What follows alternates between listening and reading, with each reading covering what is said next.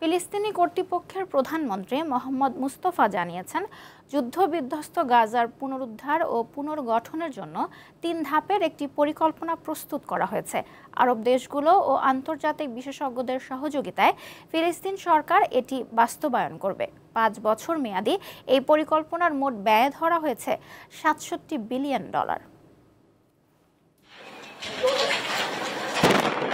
২ বছর আগে সাজানো গোছানো এক শহর ছিল গাজা, কিন্তু ২০২৩ সালের অক্টোবরের পর সবকিছু ধ্বংস হয়ে গেছে। স্থানীয় কর্তৃপক্ষ জানিয়েছে, ইসরায়েলি আগ্রাসনে আধুনিক ইতিহাসের নজিরবিহীন ধ্বংসস্তূপে পরিণত হয়েছে গাজা।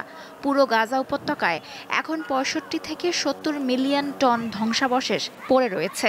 এগুলো মূলত হাজার হাজার বাড়ি, সরকারি ভবন, হাসপাতাল ও অবকাঠামো ধ্বংসের ফল। কর্তৃপক্ষ বলছে, এই ধ্বংসাবশেষ গাজাকে পরিণত করেছে এক পরিবেশগত ও স্থাপত্যিক বিপর্যয় এলাকায়, যা মানবিক সহায়তা পৌঁছানো ও উদ্ধার কাজ কঠিন করে তুলেছে। প্রাথমিক জরিপে দেখা গেছে, গাজা জুড়ে প্রায় ২০,০০০ অবিস্ফোরিত বোমা ও ক্ষেপণাস্ত্র রয়েছে, যেগুলো ইসরায়েলি বাহিনী ফেলে গেছে। বিশেষজ্ঞদের মতে, এই অস্ত্রগুলো যে কোনো সময় ভয়াবহ বিস্ফোরণ ঘটাতে পারে, তাই সেগুলো অপসারণের আগে বিশেষ নিরাপত্তা ও কারিগরি প্রস্তুতি দরকার। স্থানীয় কর্তৃপক্ষের মতে, গাজায় স্বাভাবিক জীবন ফিরিয়ে আনতে এখন প্রয়োজন একটি পূর্ণাঙ্গ ধ্বংসাবশেষ ব্যবস্থাপনা পরিকল্পনা, যাতে ধ্বংসস্থলের মানচিত্র তৈরি, ঝুঁকিপূর্ণ বর্জ্য অপসারণ, পুনর্ব্যবহার ও অস্থায়ী সংরক্ষণের ব্যবস্থা থাকে। এটি ছাড়া পুনর্গঠন বা পুনর্বাসন কার্যত অসম্ভব। খান ইউনিস পৌরসভা জানায়, শহরটির শতকরা ৮৫% এলাকা ইসরায়েলি হামলায় ধ্বংস হয়েছে। প্রায় ৪ লাখ টন ধ্বংসাবশেষ রাস্তাঘাট ও পাড়া মহল্লা থেকে সরাতে হবে। শহরের ৩০০ বর্গ কিলোমিটার জুড়ে থাকা পানি সরবরাহের লাইন সম্পূর্ণ ধ্বংস হয়ে গেছে।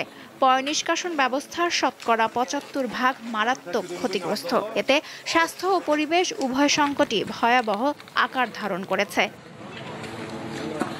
এছাড়া শহরে ৩,৫০,০০০ টনেরও বেশি কঠিন বর্জ্য জমে আছে, যা সীমিত সম্পদ ও বিপজ্জনক কর্মপরিবেশের কারণে সরানো সম্ভব হচ্ছে না। মেয়র জানান, বর্তমানে মাত্র ৯টি পৌর টিম কাজ করছে। তারা শুধু রাস্তা পরিষ্কার ও জরুরি পথ খুলে দেওয়ার চেষ্টা করছে, কিন্তু জ্বালানি সংকটের কারণে তাদের কার্যক্রম যে কোনো সময় বন্ধ হয়ে যেতে পারে।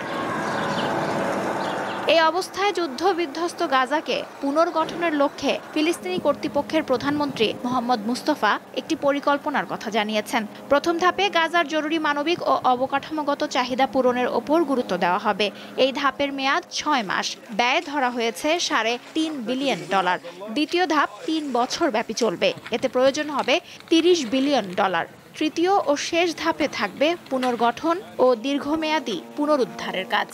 তবে এর জন্য যুদ্ধবিরতির চুক্তি মেনে ইসরায়েলকে তার দায়িত্ব পালন করতে হবে। গাজা থেকে সেনা প্রত্যাহার করতে হবে, সীমান্ত ক্রসিংগুলো খুলে দিতে হবে এবং মানবিক সহায়তা ও পুনর্গঠনের উপকরণ প্রবেশের অনুমতি দিতে হবে।